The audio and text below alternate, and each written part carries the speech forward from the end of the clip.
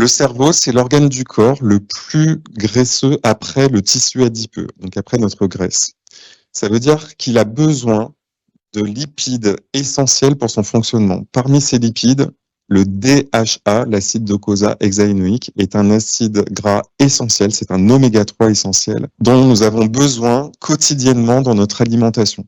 Si nous n'avons pas les apports en DHA nécessaires, les études chez l'animal ont montré que les niveaux de DHA du cerveau diminuent dès les 28 jours qui suivent l'arrêt d'une supplémentation. Donc, ça veut dire que ça va assez rapidement. Le DHA, il est dans la membrane de nos neurones. Il sert à nos neurones à communiquer entre eux de façon efficace. C'est un fluidifiant des membranes.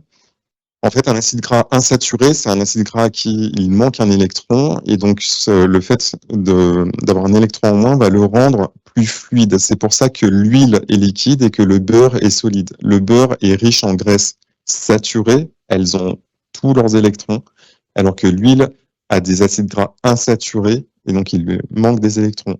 Pour les neurones, le DHA va servir à améliorer la neurotransmission, c'est-à-dire la synthèse des neurotransmetteurs comme la sérotonine qui est le plus connu, le neurotransmetteur qui va réguler notre humeur, notre sommeil, puisque c'est le précurseur de la mélatonine, qui va réguler l'impulsivité, l'agressivité et notre comportement alimentaire. Rien que ça.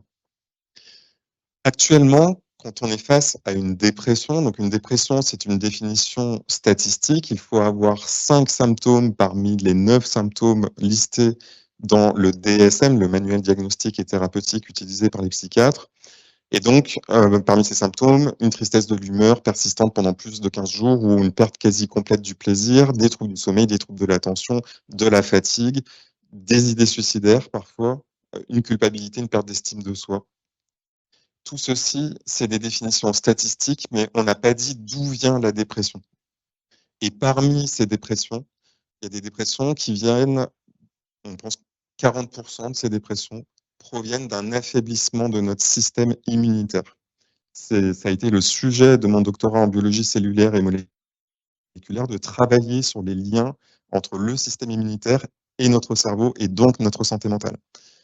Les résultats des études scientifiques montrent que plus j'ai un système immunitaire affaibli, plus je suis vulnérable au stress, à l'anxiété, à la dépression, aux troubles de l'attention, aux troubles du sommeil, au déclin cognitif.